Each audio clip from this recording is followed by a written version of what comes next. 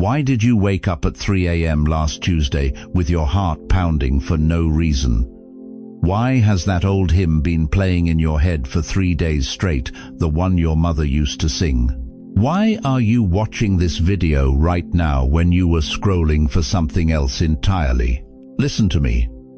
And I mean really listen. If you're hearing my voice right now, it's because heaven made sure this message interrupted your evening. Someone in the courts of God, Archangel Michael himself, insisted that your soul gets one more call. This might be the last one. And if you click away from this, you may never get another knock on your spirit this clear again. I know that sounds dramatic. I know you've heard warnings before, but this isn't a warning. This is a final courtesy call from the throne room. Imagine your phone ringing at 3 a.m. You know that sound, don't you? Your stomach drops because 3 a.m. phone calls are never casual. Someone died, someone's in the hospital, something has gone terribly wrong. That ring cuts through sleep like a knife because it carries weight. That's what this message is.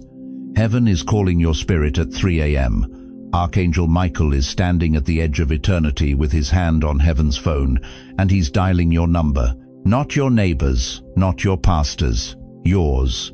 And here's what breaks my heart. I can already feel some of you reaching for the exit. This is too intense. I'll watch something lighter. But beloved, you're not 20 anymore. You're not 40 anymore. You've buried people you thought would outlive you. You've watched the calendar flip faster every year. You know deep in your bones that time is not playing games with you. How many funerals have you attended where you thought, I hope they made it right with God? How many times have you laid in bed wondering if God is disappointed in how you've lived? Wondering if you've wasted too many years? Wondering if it's too late? Before we go any further, I need you to do something. If you feel even just a whisper that this message is for you, type in the comments right now, I'm still listening, God. That simple sentence may be the bravest prayer you've prayed in years. Don't just watch, participate. This is between you and God. I'm just the microphone. Before I go deeper, I want to pause and thank every single one of you who has supported this message through super thanks. Your generosity means more than you know. You're not just donating, you're helping spread light to others who feel alone in their calling. Whether you give or not, I'm deeply grateful for your presence here. Your support, your time, your attention, it all matters. And if this message resonates with your soul, go ahead and let your heart lead. Stay with me to the end, because there's a moment coming, a sacred moment where I'm going to invite you to do something simple but eternal. Something that can change how heaven writes your story from tonight forward. Don't send this call to spiritual voicemail. When was the last time you opened your Bible and actually felt something? When did prayer stop being a conversation and start feeling like talking to an empty room? When did Sunday morning stop pulling at your heart and start feeling like just another day on the calendar? I need to tell you something, and I need you to hear me without shame, without condemnation, without that religious voice in your head telling you you're a terrible person. You didn't plan this distance. You didn't wake up one morning and decide to walk away from God. It happened the way a tire loses air so slowly, you didn't notice until suddenly you're driving on the rim. You missed church once because your back hurt, then twice because the weather was bad. Then you stopped going because honestly, you couldn't stand Sister Margaret's gossip anymore, or the pastor's three-point sermons that felt like he was reading from the same script he used 20 years ago. The people you thought were your church family, they stopped calling. After the third Sunday you weren't there. And the Bible, oh the Bible. Some of you remember when that book was your lifeline. Coffee-stained pages, yellow highlighter bleeding through thin paper, notes in the margins from sermons that set your soul on fire. But somewhere along the way, dust started settling on the cover. Then it got pushed to the back of the nightstand. Then you stopped even noticing it was there. It wasn't rebellion, was it? It was exhaustion. It was disappointment wearing you down, one unanswered prayer at a time. Let me tell you what really happened. Life broke your heart, and you started wondering if God noticed. Your daughter married that man you prayed against for 5 years. Your son walked away from the church, and now he won't even come to Christmas dinner. You sat at your husband's bedside for 8 months, praying, believing, quoting every healing scripture you knew, and he still died. You worked your whole life, tithed faithfully, and now you're 73 years old, choosing between medication and groceries. Where was God? That's the question you stopped asking out loud, but never stopped thinking. Psalm 10:1 asks it plainly. Why, Lord, do you stand far off? Why do you hide yourself in times of trouble? Even David, the man after God's own heart, felt this distance. Even he wondered if God had checked out on him. But here's what nobody told you. Here's what the preachers glossed over while they were asking for your offering. That distance you feel? You're not the only one who moved. Listen to me carefully. When your prayers started bouncing back, when church felt empty, when your Bible gathered dust, you weren't walking away from God. You were walking away from disappointment disguised as faith. You were stepping back from a God you thought was supposed to fix everything, supposed to keep everyone safe, supposed to reward your faithfulness with an easy life. The drift happened because you were hurting, and nobody taught you that God allows pain in the lives of people he loves. Nobody told you that sometimes he's silent, not because he doesn't care, but because he's building something in you that only grows in the dark. Some of you are thinking about that old family photo album right now. Remember when photographs were something you held in your hands? Remember flipping through those pages, seeing faces of people who are gone now? Your Bible used to be like that, worn, familiar, full of memories with God, dates written in the margins when he answered, verses circled when he spoke, tear stains on pages where he held you. Now it stays closed, like a picture of someone you loved but can't bear to look at anymore because the pain is too much. But you know what hurts most? It's not that you walked away. It's that you think it's too late to walk back. Lamentations 3:22-3 says, "The steadfast love of the Lord never ceases. His mercies never come to an end. They are new every morning." Every morning. Not just the mornings when you were faithful. Not just the mornings when you got it right. Every morning, including this one. Including tomorrow morning when you wake up at 5 a.m. with your mind racing. Including next week when you're sitting in that doctor's office waiting for results. Heaven doesn't operate on your shame schedule. God doesn't keep track of how many Sundays you missed or how long it's been since you really prayed. He's been waiting, watching, hoping you'd remember that the distance between you and him was never as far as it felt. And here's what's about to blow your mind. Here's why Archangel Michael is delivering this message right now, at this age, in this season of your life. It's not a coincidence that you're hearing this when you're 70, 80, 90 years old. There's a reason God waited until now to make this final call so loud you couldn't ignore it. If anything I'm saying feels like your story, whisper it under your breath right now. Lord, I see myself in this.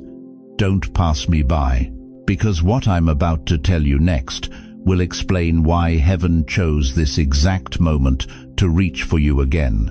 Now let me tell you something that's going to shift how you see this entire moment. You think you're just sitting in your living room watching a video, but right now, this very second, there's a battle happening over your soul that you can't see with your natural eyes. And the warrior leading heaven's defense? His name is Michael. Not the Michael from greeting cards, not some chubby cherub with a harp. I'm talking about the Archangel Michael, the same Michael who fought Satan himself in the book of Revelation. The same Michael who stood against the prince of Persia in Daniel chapter 10 for 21 days straight, refusing to let darkness block God's message from reaching his people. The same Michael whose very name means, "Who is like God?" A battle cry, not a bedtime story. Revelation 12:7 says it plainly. and there was war in heaven. Michael and his angels fought against the dragon. This is not metaphor, beloved. This is the reality of what's happening in realms you cannot see. Your soul is valuable enough that heaven assigns warriors to fight for it. Let me paint you a picture that might shake you awake. Right now, imagine a courtroom in heaven. Your entire life is displayed on a screen that angels can see. Every moment, every choice, every prayer you whispered, every promise you broke. It's all there. The enemy, and yes, he's real, is standing there pointing at that screen, making his case.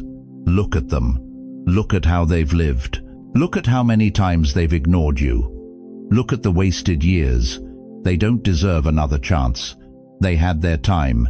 Case closed. But Michael, this warrior angel with a sword that burns like lightning, he's standing between you and that accusation. And he's saying something that should bring you to tears. Give them one more chance. Send the message one more time. Their heart is still beating.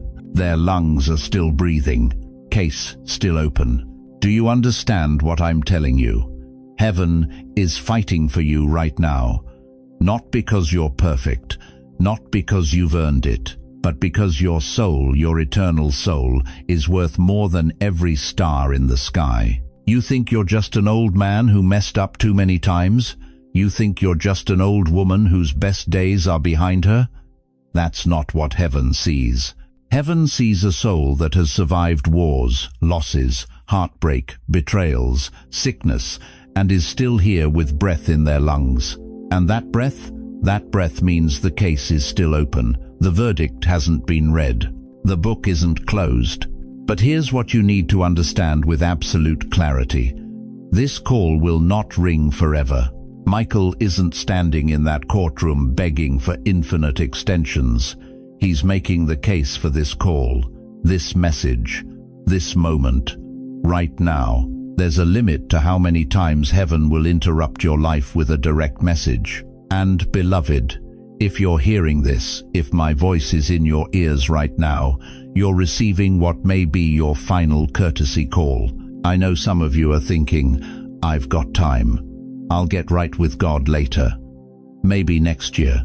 Maybe when I'm really sick. But let me ask you something that's going to cut deep. How many people do you know who said later and ran out of time? How many funerals have you sat through where you wondered if they ever made peace with God? How many gravestones have you stood in front of, wishing you could give that person just 5 more minutes to get it right? This call will not ring forever.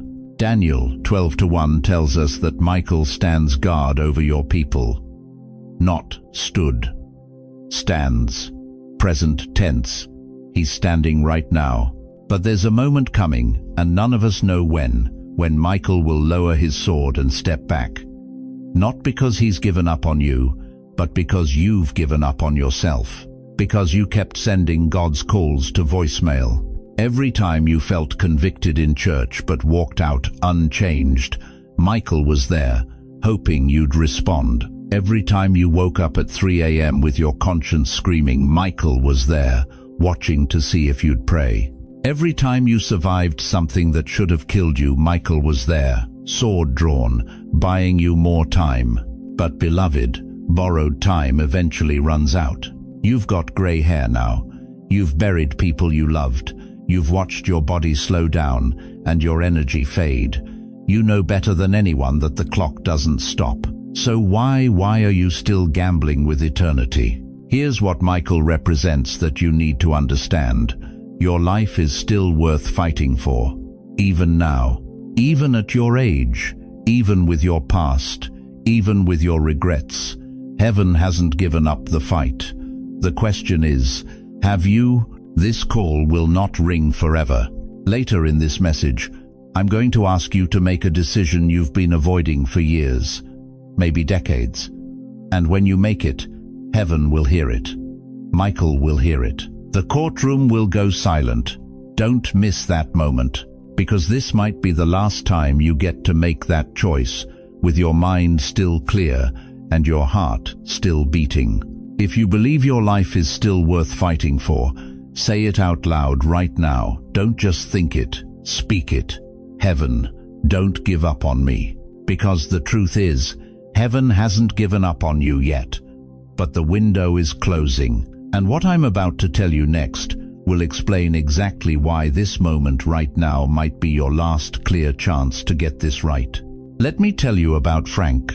Frank was 72 years old, living in a one-bedroom apartment in the Bronx.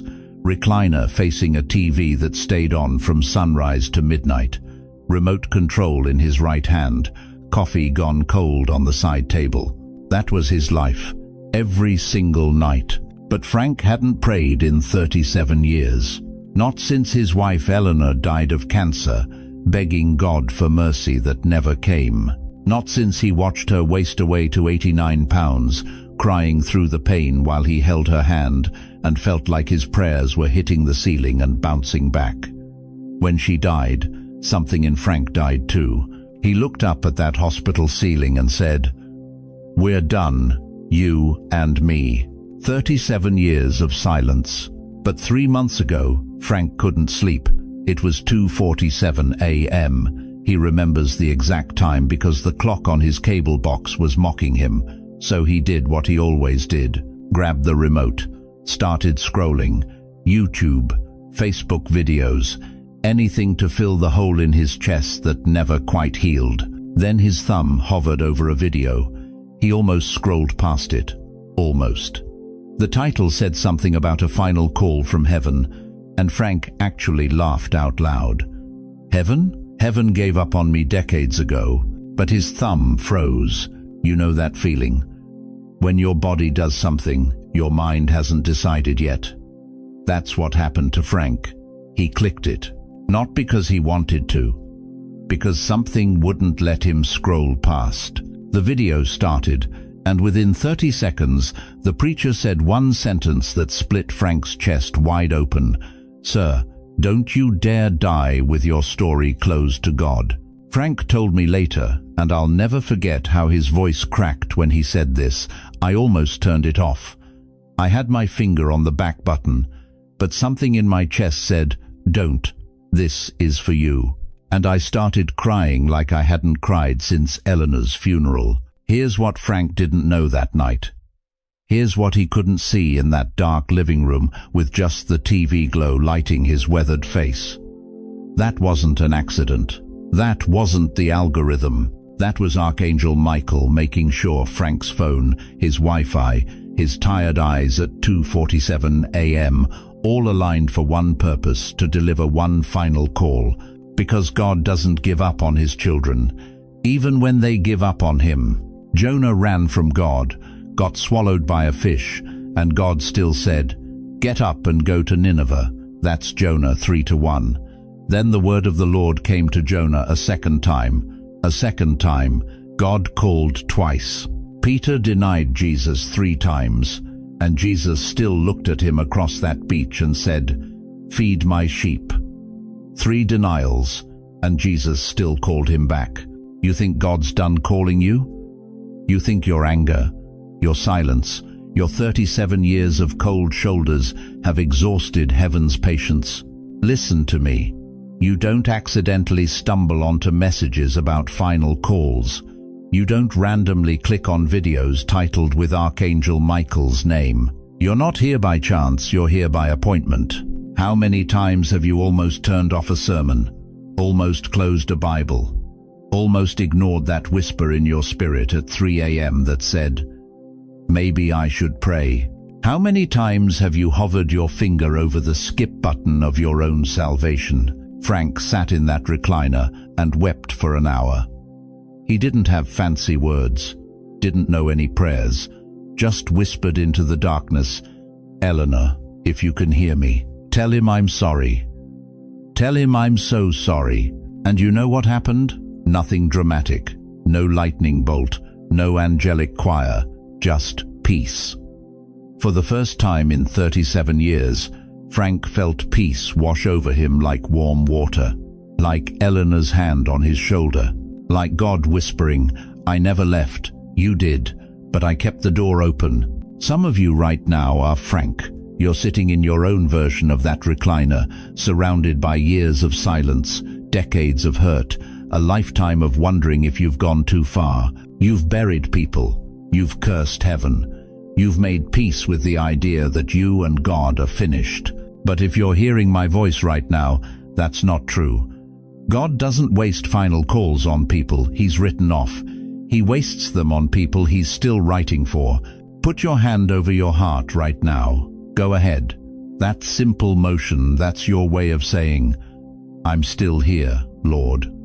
I'm still listening. I'm going to tell you what happened to Frank at the end of this message. But right now, I need you to understand something that might save your eternity. Skipping God's voice isn't just dangerous. It's not just risky. It's the difference between Frank's peace and Frank's 37 years of torment. And time is shorter than you think. So here's the question that should be burning in your chest right now. If this is your final call, if heaven is ringing your spirit at 3 a.m. one last time, what are you going to do? Answer it, or let it go to voicemail forever.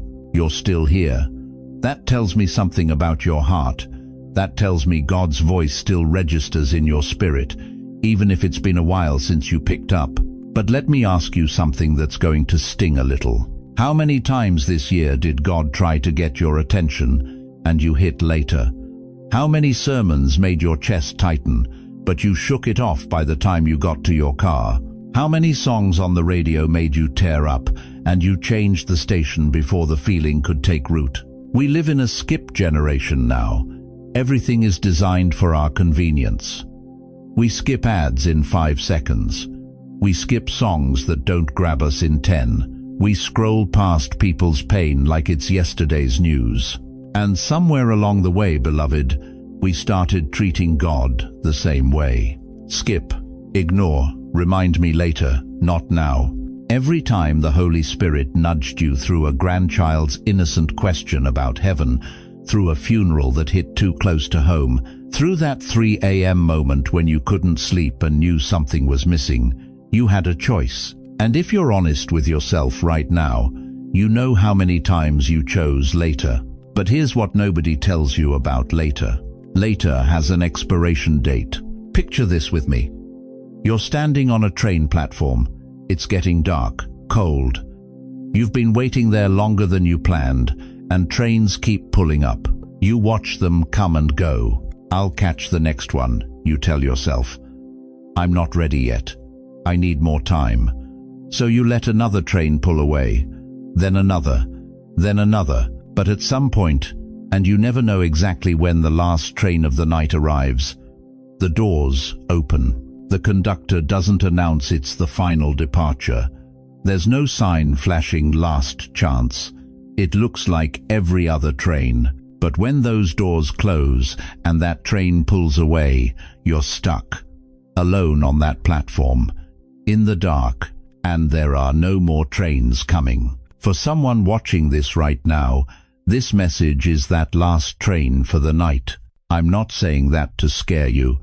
I'm saying it because Archangel Michael doesn't waste time on casual conversations.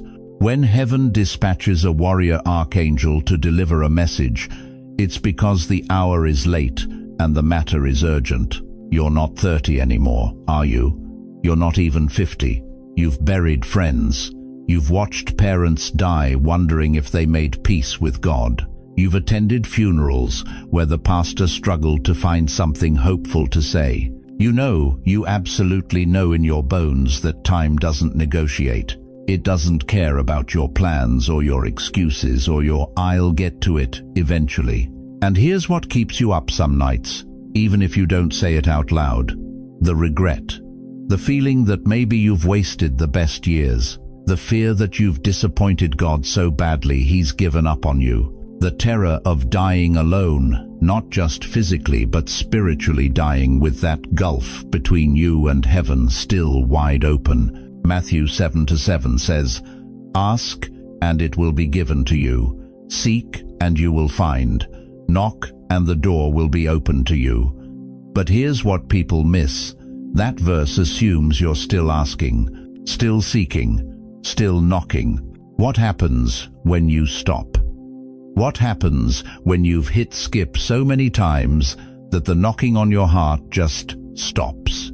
Revelation 3:20 shows us Jesus standing at the door, knocking. Here I am.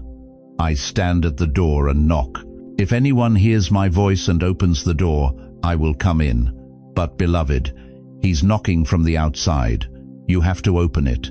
He won't kick it down, and he won't knock forever. Here's what the enemy wants you to believe right now. He wants you to think your story is over, that you've made too many mistakes, that you're too old for God to bother with, that you've skipped him so many times. Why would he pick up when you finally call? That's a lie straight from hell. God sent this message tonight to tell you something that should make your spirit tremble with hope. Your story with me can still be rewritten, even at this age, even after everything, even now. But you must pick up when heaven calls. This is not about being perfect. This is about being present. This is not about fixing your whole life by tomorrow morning. This is about saying yes to the one who's been waiting for you to turn around. It's not too late. But it is serious. Do you feel that weight in your chest right now? That's not fear. That's recognition. Your spirit knows this is real. Your soul knows this is the moment. And everything in you is screaming that you can't just scroll past this one. If you're still here, if you made it this far, I want you to do something right now. I want you to write in the comments, and I want you to mean it with everything in you. I refuse to skip God. Say it, type it, declare it to heaven and hell, and everyone watching. You're not too old to make heaven-shaking decisions. You're not too broken to be heard. You're not too far gone to come home. But you have to choose. And that choice starts right now. The question is, what are you going to do with this train that just pulled up? Now listen. I know what some of you are thinking right now. Okay, I hear you. Heaven's calling, Michael's at the door, but I've been away from God for 30 years, 40 years. I wouldn't even know where to start. The gap feels too wide. Let me tell you something that's going to take the weight off your chest right now. Turning back to God doesn't require a seminary degree. It doesn't require you to suddenly understand Revelation or speak in King James English. It doesn't require you to walk into a church and explain yourself to people who've been showing up every Sunday while you were sleeping in. It starts with one honest sentence. That's it. You see, God isn't looking for perfect words from you. He's looking for honest ones. He's not grading your grammar. He's listening for your heartbeat. And your heart bruised, tired, maybe even angry. That's exactly what he wants to hear from. Jesus said in Matthew 11:28, "Come to me, all who are weary and burdened, and I will give you rest." Not come to me when you've got it all together. Not come when you're cleaned up. Come weary, come burdened. Come exactly as you are right this second. So here's step one, and it's simpler than you think. I want you to pray something like this, not word for word, but from your gut. God, I'm tired of running. I've been hurt. I've been angry. I've been distant. But I don't want to die this way. That's it. No fancy language. No religious performance. Just you, talking to the one who's been waiting for you to turn around. Some of you haven't prayed in decades, and your voice is going to shake. That's okay.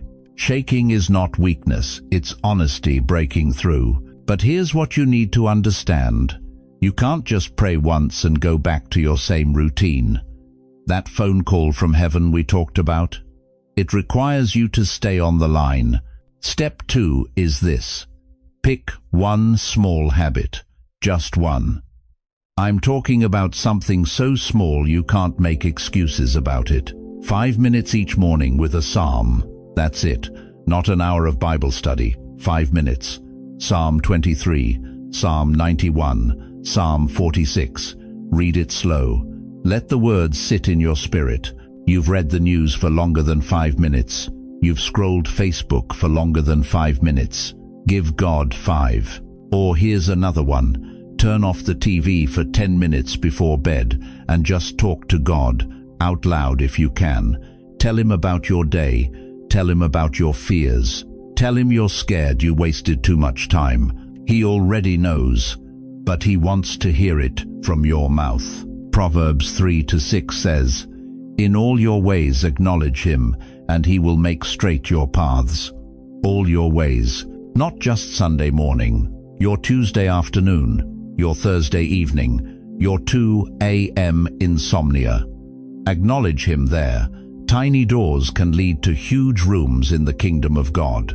Don't despise small beginnings. But now comes the part that's going to cost you something. Step 3. Reconciliation and legacy. Some of you, and you know who you are, you need to make a phone call. You need to write a letter. Maybe it's to a son you haven't spoken to in 8 years. Maybe it's to a daughter who hurt you, and you've been holding it like a stone in your chest. Maybe it's to a sibling, a friend, someone you cut off because pride told you that's what strong people do. But you're not trying to be strong anymore. You're trying to be free. Ephesians 4:32 tells us, "Be kind and compassionate to one another, forgiving each other, just as in Christ God forgave you." God forgave you for decades of distance. Can you forgive someone for one offense? Can you pick up the phone and say, "I don't want to die with this between us"? Because here's the reality you're facing. And I'm not saying this to hurt you. I'm saying it because it's true. You don't have unlimited time to fix what's broken. Your grandchildren are watching. Your children are watching. And whether you realize it or not, you're writing their spiritual story by how you finish yours. Do you want your legacy to be bitterness, or do you want it to be a testimony of a heart that came back to God even when it was hard? Do you want them standing at your funeral saying, "They were stubborn to the end"? Or do you want them whispering, "Something changed in them the last few years. They softened. They found peace"? That choice is yours. And it starts tonight. In just a few moments, I'm going to lead you in a prayer. Not a childish one, not some religious formula, but a grown-up surrender. A prayer that fits a soul that's seen life, seen betrayal, seen loss, seen death, and still chooses God anyway. If you're willing to let God rewrite your final chapters, whisper it right now, even if your voice is shaking, "Lord, start with me." Because, beloved, the phone is still ringing. Michael is still standing at the threshold, and your next breath could be the one that changes everything. But will you answer? Stop what you're doing right now. If you can, sit up straight. Put both feet flat on the floor. This is not background noise anymore. This is not a video you half-watch while scrolling through your phone. This is you and God. And what happens in the next few minutes may determine how your name is written in heaven's books tonight. I can feel some of you resisting. I've prayed before. Nothing changed. I know you've been disappointed. I know you've felt like God stopped listening somewhere around 1987. I know you've whispered prayers into dark bedrooms and heard nothing but silence echoing back. But listen to what Jesus said in Luke 15:7. There is more joy in heaven over one sinner who repents than over 99 righteous persons who need no repentance. Do you hear that? More joy. Heaven doesn't get bored with your return. Heaven celebrates it. You think you've come back too many times? You think God is tired of you? Then you don't understand the heart of the Father. Psalm 103:12 says, "As far as the east is from the west, so far has he removed our transgressions from us." That's not a second chance. That's not a third chance. That's infinite distance between you and your shame. So, we're going to do something right now. And I need you to mean it. Not perform it. Mean it. If your knees can handle it, get on them. If they can't, stay seated. God sees your heart, not your posture. But I want you to say these words with me, out loud, in your living room, in your bedroom, in your kitchen at 11 p.m. with nobody watching. Say them.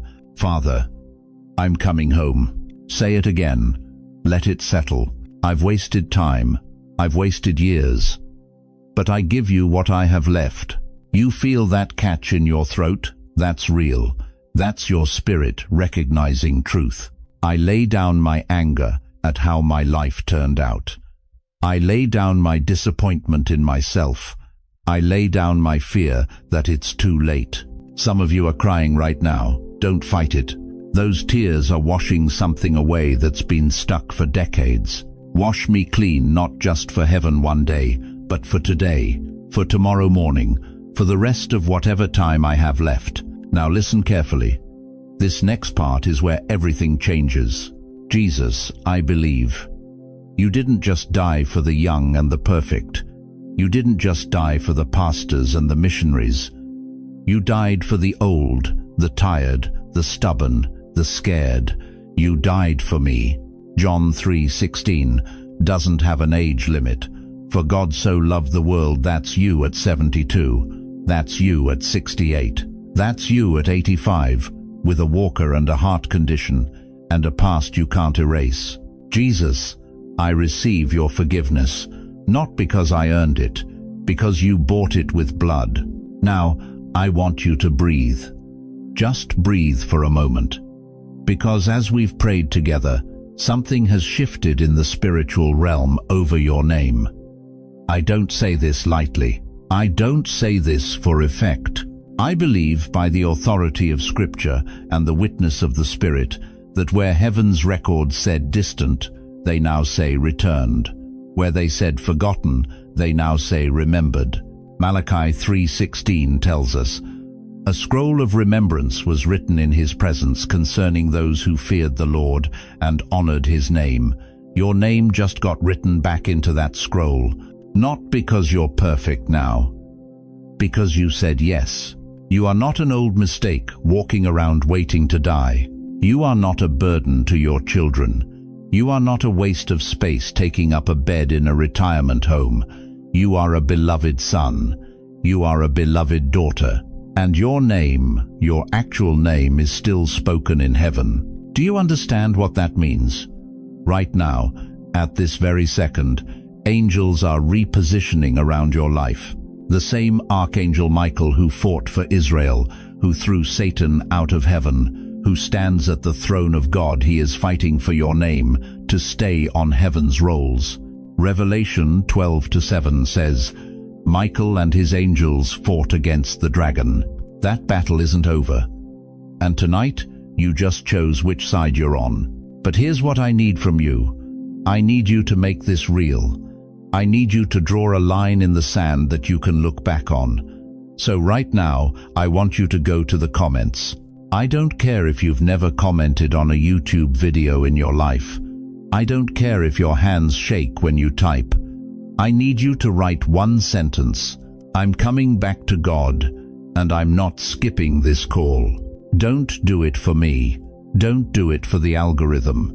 Do it as a public declaration that tonight was the night you stopped running, that tonight was the night you stopped making excuses, that tonight was the night you came home. Because, beloved, when you type those words, you're not just leaving a comment, you're planting a flag. And every demon that's been whispering too late, too late, too late, has to read it and know they lost. But there's one more thing you need to hear before we close this sacred moment together. You remember that man I told you about earlier? The one sitting in his kitchen at 78, feeling like God had moved on without him? Let me tell you what happened after he answered heaven's call. He started praying again.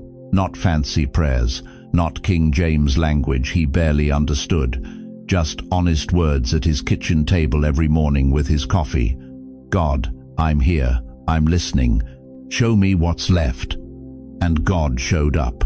Not with thunder, not with visions, just with peace that settled into his chest like warm bread. 3 months later, he called his daughter. The one he hadn't spoken to in 6 years over some argument neither of them could even remember anymore. He said 5 words. I'm sorry. I love you, she cried. He cried. And suddenly, the last chapter of his life looked completely different than the middle chapters. He's still alive today, 83 now. But when I see him at church, there's something in his eyes that wasn't there before. He's not just existing anymore, he's living with purpose. He's praying for his grandkids by name. He's the one people call when they need wisdom. His last season became his greatest season because he answered the call when it came. It's not how you start, beloved. It's how you finish. And that's why this message matters so much. That's why I'm standing here practically begging you not to click away from what God is trying to tell you tonight. Because your finish line is closer than it's ever been, and heaven is giving you the gift of time to change the ending. Listen to me carefully. Videos you can skip. Ads you can skip. Commercials you can fast forward through without a second thought. But this kind of call from God, you don't skip this. You answer it. You lean into it. You let it wreck you in the best possible way. Don't ignore him. Let that sink in. Don't ignore the one who knit you together in your mother's womb, who's kept your heart beating for 70, 80, 90 years. Don't ignore the voice that's been whispering your name through every season. Don't postpone him. Not until tomorrow. Not until you feel more ready. Not until life calms down or makes sense. Right now, this moment, this breath you're breathing, don't skip him. Because if you skip this call, if you tell yourself you'll deal with it later, later might never come. And I can't bear the thought of you standing at eternity's door, wishing you'd listened when Michael was still knocking. You know what's going to happen one day. Your children, your grandchildren, they're going to gather around and talk about you. They're going to tell stories. They're going to remember. And beloved, let them say this. They found their way back to God before the end. They made peace. Something changed in them those last few years. They were different, softer, more at peace. Like they finally figured out what mattered. That's the legacy you can still write. Not with money, not with achievements, with surrender. With one honest prayer. God, I'm here. I'm broken. I'm scared. But I'm yours. 2 Corinthians 6:2 says, now is the day of salvation. Not tomorrow, not next week, now. This moment you're living in right now is the moment heaven is offering you. So here's what I'm asking you to do when this video ends. Don't let my voice be the last voice you hear tonight. Keep talking to God. Keep that conversation going. Tell him everything, your regrets, your fears, your gratitude, your confusion. He's not afraid of your honesty. He's been waiting for it. And if this message spoke to you, if something stirred in your chest that hasn't moved in years, I need you to share it.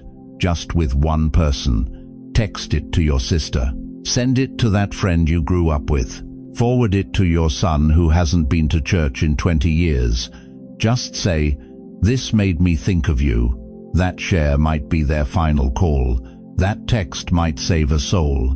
If you need prayer right now, if you're sitting there knowing you need someone to stand in the gap for you, write the word prayer in the comments. Let this be more than viewers passing by.